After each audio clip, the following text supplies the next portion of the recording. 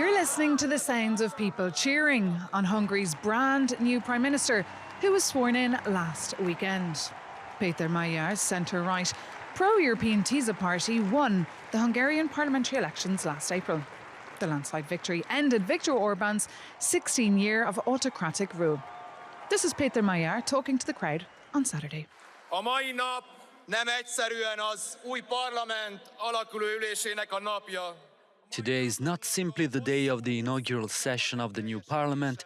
Today marks the culmination of the long journey we have taken together over the past few years. It's the fulfillment of our shared belief that Hungary is indeed capable of getting back on its feet, capable of believing in itself once more, and capable of once again becoming a common homeland for all Hungarians. Minden magyar embernek.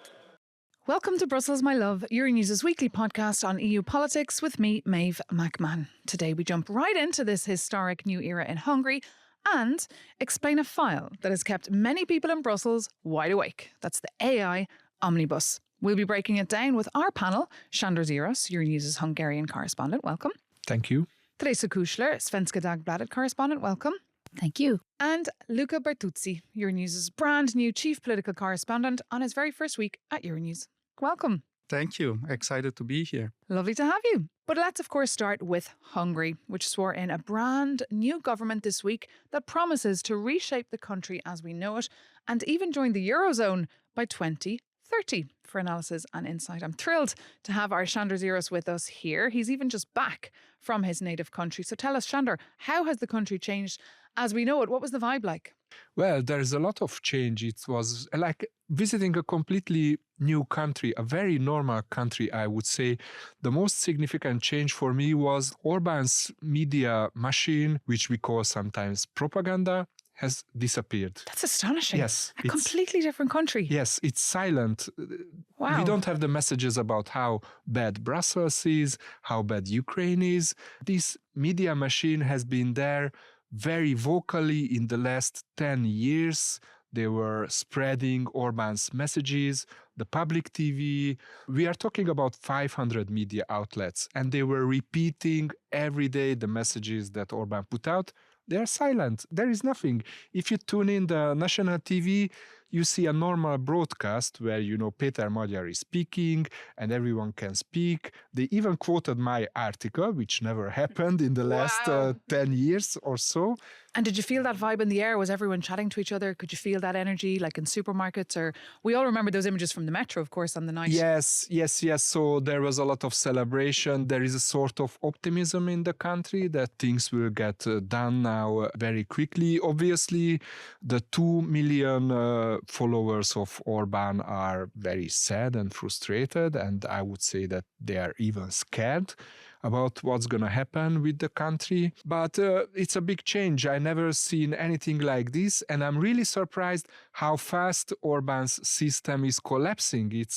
We are 1 month after the elections, and his very solid power base, which consisted of businessmen, media, politicians, NGOs, they are gone. And some people are already prosecuted. Wow. In a minute, I want to hear more about the faces we should watch out for in the new government, but just on that word of change. Yeah. So huge changes in Hungary, but not just in Hungary, also in the EU Council this week. Teresa Küchler, we had the Swedish Foreign Minister with us as a guest here on Euronews, and she told me, and I quote, there are now smiles inside those meetings because the Hungarian Foreign Minister has exited the room, and we're seeing policies concretely change as well. Here's the thing. What Magyar has promised is to abide by EU law. And of course, everybody here in Brussels knew that he was not going to be the antithesis of Orbán. We know that he's a right-winger. We know that we weren't going to expect a hippie with a peace, love and gay rights message, on the first date. Not at all. We knew that he has a lot of, he can be a nationalist, he can be a populist. We don't care, because as long as he abides by EU law, he's just like any other leader. There are other leaders in the European Union that, you could discuss whatever domestic views they have or political philosophy, but as long as they follow the rules. And he has promised to follow the rules. So I think the smile is also that we might have an angry Hungarian leader. We might have a Hungarian leader who puts up a big fight at the next, budget meeting. But he will be normally annoying or normally angry leader who Normally annoying. I think a lot of heads of they're state all will be able to annoying and relate to fighting that. for their own rights. So the smile is there. And this is what we hear from diplomats as well. I mean, Magyar, he has promised to follow the rules. And that's all we ask of any country. But it's funny because you described this left-leaning hippie. We saw a lot of those vote for him, even though he is a conservative. And that's what's fascinating about this election, Sándor. So many people, regardless of their political views, came together to vote for this man. So there's a lot now on his shoulders.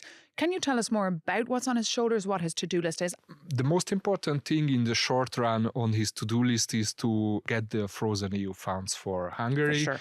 We are talking about 17 billion euros in recovery funds and on cohesion funds, and also another 16 billion in the safe defense loan application. If he manages to do this, it's going to be 34 billion euros entering the Hungarian economy in 2 or 3 years, a massive boost, I would say, if you see that the Hungarian currency is very strong, especially because of this. And then what are the other promises? He wants to provide justice after the Orbán's regime, because there was a lot of controversies related to Orbán, a lot of corruption allegations, a lot of his family got suddenly very, very rich. And here he is willing to establish a special office which is aiming to get back state assets from these oligarchs. And this is very, very precisely the core of his agenda. And I would say that his voters are willing to see blood, and they want to see some politicians in jail or at least prosecuted. And this is very important in his voters are willing to see blood. That is quite a statement. They want to see, Fidesz politicians, maybe even Orbán, prosecuted. This is sure. And it's interesting because Viktor Orbán has just disappeared from the political sphere. He hasn't showed up for any EU meetings. He wasn't there for the swearing-in ceremony. I'm wondering if his protectors are there to help him. We know that Viktor Orbán had very big friends in Europe, such as Marine Le Pen in France or similar leaders in Europe. We have seen the ousted government in Poland being protected by the US. We know that the US have given asylum to certain Polish politicians who were also at risk of being prosecuted for corruption at home. And I'm wondering if Orbán and his minister will be equally protected by either other European powers or the US even. Do you, Sándor, think that Donald Trump will protect his old friends within Orbán's entourage? Well, I mean, if they are willing to leave the country, they can exile to the US. But I don't see leading ministers or Orbán leaving the country. And the difference is that Péter Magyar has a 2/3 majority, not like Donald Tusk, and he literally can change the chief prosecutor. He can do whatever he wants. He can change the constitution, and he can set up, new bodies that will go after these people. And that's what was so historic and so fascinating about this election. It was a landslide victory. Yes. Just briefly tell us, who should we watch out for? We know Anita Orbán. That is the new foreign minister. No relation to Viktor Orbán. Exactly. So Anita Orbán is also a deputy prime minister. She will be really powerful and she will reshape the country's foreign relations. We have to watch out for András Kármán, who is finance minister, who is a banker, and he has a very good reputation.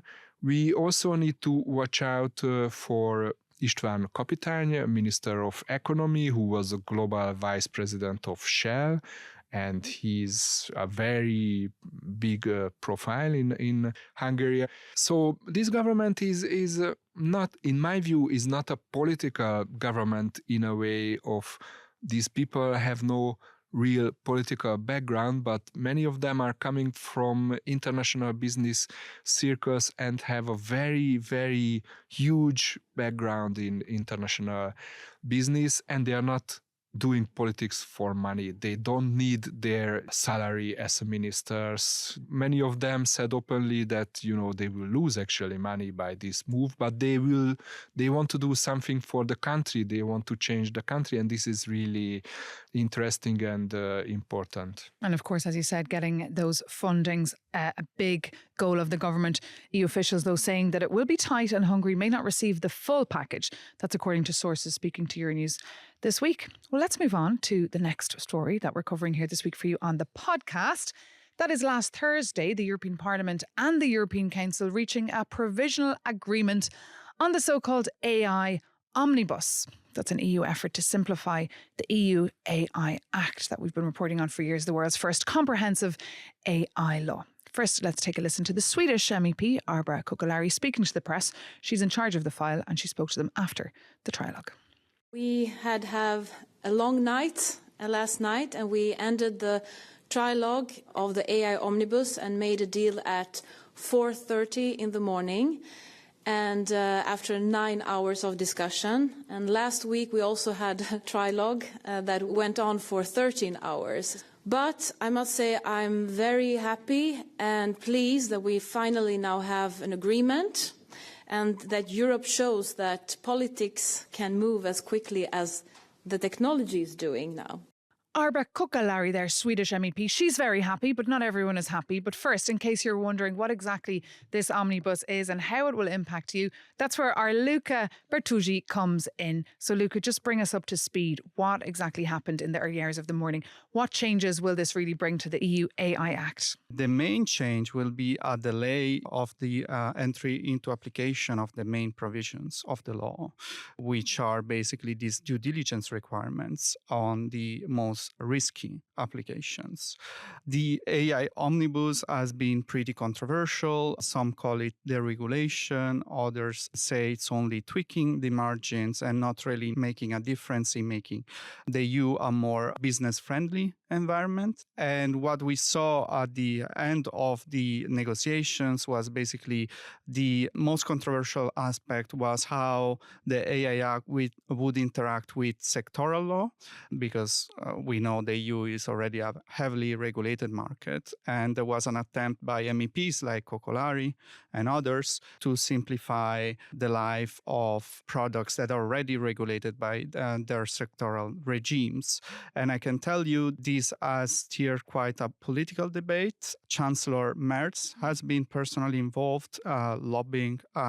This is a big win, right, for the German government. Chancellor Merz trying to protect Siemens, Bosch, big companies. Exactly. He talked with Macron, with von der Leyen and the informal European Council about this, and basically managed to obtain a last-minute concession that basically will make life easier for machinery producers like Siemens and Bosch, as you said.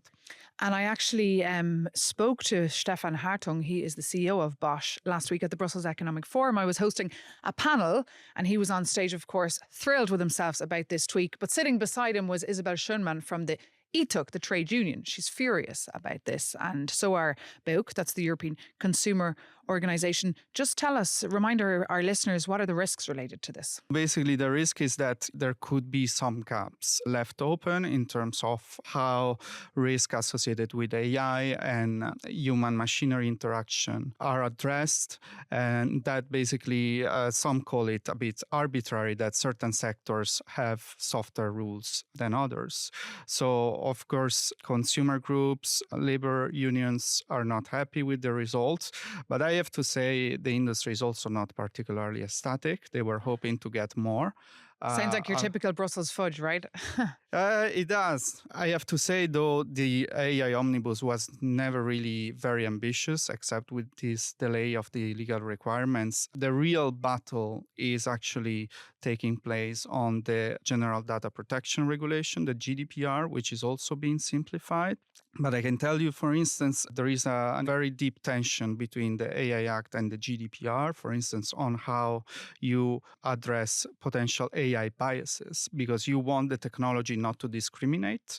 But at the same time, EU data protection rules say that you can only process certain sensitive data like your political affiliation, your race, and so on, under strict conditions. So how you exactly square that was a big tension point, and it's one that the AI omnibus has tried to resolve, even though I wouldn't say too successfully. And in terms of regulation, I find it interesting there's a Swedish MEP who is leading this, because we're going to see that division between small countries that have a reputation on innovation in tech, which is Finland, Estonia, Sweden, Ireland, who is host, of course, of all the, American big tech, and the kind of the old businesses, such as, German producers of white goods and etc. And that's going to be a big fight. But all we do know is this week, President Donald Trump, of course, was in Beijing, and he took along for the ride Elon Musk and Tim Cook. And the very transactional president is carving up many deals as we speak. Just a final question, Luca. What's next? What should we watch out for next on this? Yeah, well, the political agreement will now need to be confirmed by the Council and the MEPs, expecting final plenary vote in June. So this will be passed over the line in this summer. Okay. Luca Bertuzzi and Sándor Zsiros and Teresa Küchler, thank you so much for joining us on the show. Anyone going to Pride this weekend in Brussels, the festival? Not that I know. Maybe. Is it a good party? I haven't Brussels been for a tends couple to throw of a good years. party, and Pride is definitely one of them. If you are going, do enjoy. And also the Eurovision Song Contest is taking place on Saturday night. Anyone watching? I will be watching, of course. I think it's an Olympic sport in my home country, Sweden, the Eurovision. But also, I'm still considering maybe watching Irish TV, because Ireland is not even going to broadcast Eurovision. And instead, they're going to show an old episode of the fantastic TV series Father Ted. So now I'm a little bit, it is a political, obviously. Ireland, Slovenia and Spain is not going to broadcast the show. And of course, we're going to hear a lot about that in the future in the discussion about Eurovision. But I can't choose this year, Father Ted or Eurovision. And if anyone doesn't know what Father Ted is, I do encourage you to Google it and take a watch, because it will have you in stitches. And of course, last week on the podcast, we did have an interview and a big focus on that boycott. So you can listen to that. Guys, will you be listening or watching? I'm not watching this year, but maybe next year, eventually, if Hungary ever comes back to the participation of Eurovision, I might watch. Remember a couple of years ago, Hungarian national broadcaster pulled out from Eurovision. We are not part of it because they were thinking it's too gay, it's too LGBTI. Maybe times are changing and Hungary comes back to Eurovision. God knows. And what about you, Luca? No, that's not for me. It's not your thing. But of course, a couple of countries are snubbing it this year. Well, they're broadcasters, Spain, Slovenia and Ireland among them. But if you are watching, do enjoy and do let us know what you think. You can write to us at brusselsmylove@euronews.com. That is our email address. But thank you so much again to our panellists for being here. Thank you also for those behind the scenes who helped us get this podcast out, especially to our producer, Alice Carnevale, and our editor and sound technician, Yorgos Livatitis. And if you're not already, you can, of course, listen to this series on Apple Podcasts, on Spotify, or wherever you get your podcasts. You can also find us on Euronews.com or on the Euronews YouTube channel. And if you like Brussels, My Love, the podcast, drop us a review, give us a rating, and tell your friends and family and everyone you know about Brussels, My Love. See you soon.